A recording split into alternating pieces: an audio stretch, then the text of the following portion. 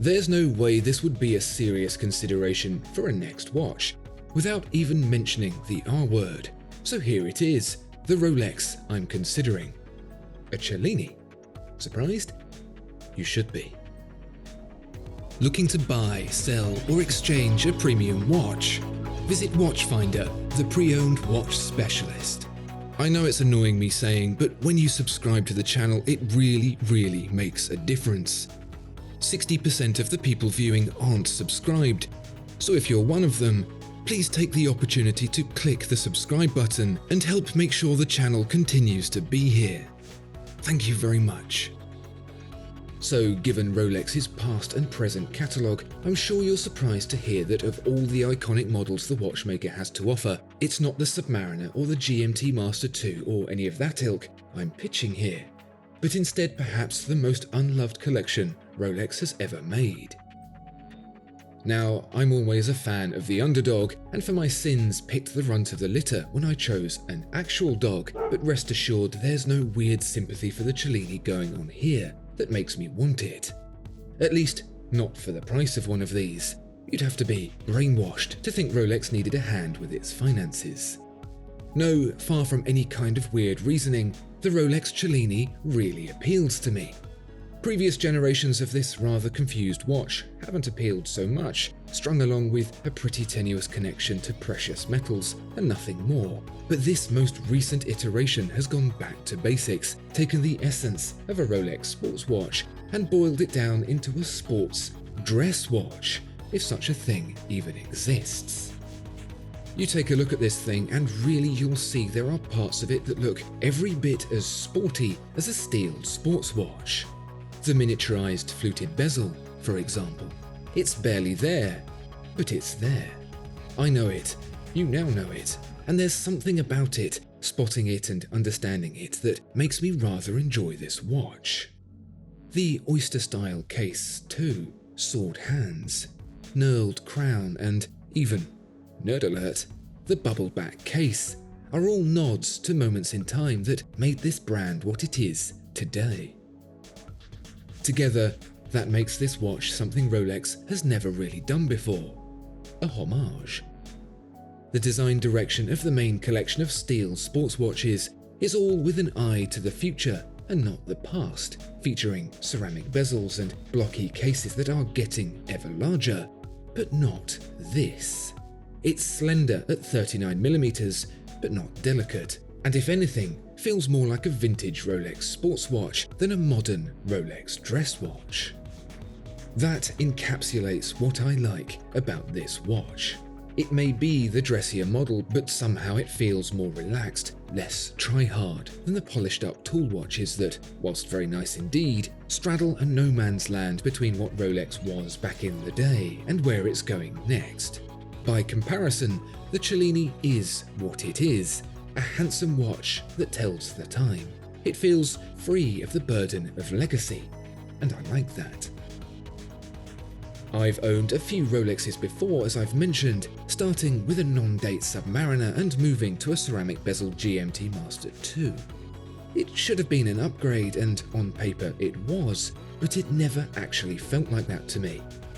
Just buy back the Submariner is probably what you're thinking, but 1, it costs as much as this Cellini, and 2, I'd rather take the opportunity to experience something new. And whilst the experience of the Cellini would be new, there's actually something very familiar about it that I really like.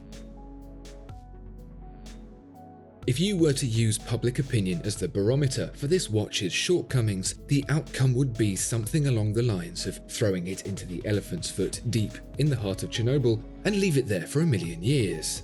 This watch, despite its lineage, carries the burden of being a relative outcast, thanks in part to the muddled path it's taken to today. First seen in the 1960s, it originated as a way for Rolex to break free from its reputation as a tool watchmaker and into high-end classicism, an area dominated by Patek Philippe and Audemars Piguet. It seems crazy today to think of Rolex trying to escape its roots like that, but back then it was a business decision that made perfect sense. Electronic watches were on the horizon, and Rolex knew its business model wouldn't survive forever. Unfortunately, the Cellini wasn't the answer. Fortunately, everything else it was already doing was. Named after 16th century artist Benvenuto Cellini and strictly available only in precious metals, Benvenuto's medium of choice, the Cellini collection's biggest flaw is the cold shoulder it continues to receive from the general public. For a brand known the world over as being better than money in the bank, the Cellini presents an opposing behavior, actually losing money from new rather than gaining. But is this really a problem? For a start, it means the watch is actually available. And not only is it available, but it's also available for the same price as that Submariner I once had. But it's in gold, not steel, which feels like a step up, and therefore more value for money. As for the long-term cost, the Submariner may continue to go up, and the Cellini may continue to go down, in the worst case. Otherwise, I think what's more likely is that the Cellini will remain stable, and the Submariner go up. Thinking very positively, the Cellini could experience the kind of renaissance the Yachtmaster did, a late bloomer that finally gets its moment in the spotlight. But to be honest, I'm not sure that's the best way to judge a purchase that's ultimately something I want to feel right for me. Sure, I'm not knocking the idea of free watch ownership and even profit, but I'm wary of losing out on the enjoyment of owning a watch I truly want versus one I buy just with my head. And who knows, this surge in Rolex prices may fade as fast as it grew. Never say never. If I were to state the thing I like least about this watch, it would be that uncertainty. Even a few years old, it's still a £10,000 watch, which gets perilously close to our Langenzoner Saxonia territory. And if it continues to lose money, even just 10% of its value, which would generally be considered very good outside of Rolex, side by side with other Rolex options, the potential to wave goodbye to such a large chunk of money feels a bit stupid.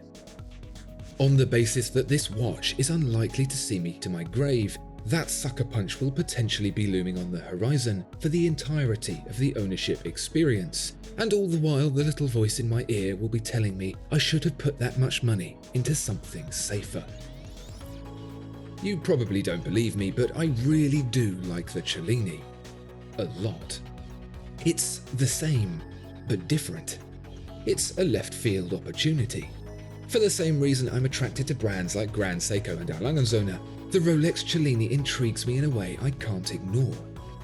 Does that intrigue burn brightly enough for me to take the plunge? That I'm not so sure about. It's the eternal problem with left field choices. As well as they can go, they can equally spin the other way. Not sure that's a risk worth taking. There's one more consideration in this process of finding my next watch, so make sure you're subscribed to see what that is. In the meantime, let me know your thoughts on the Cellini, and why not suggest anything else worth looking at.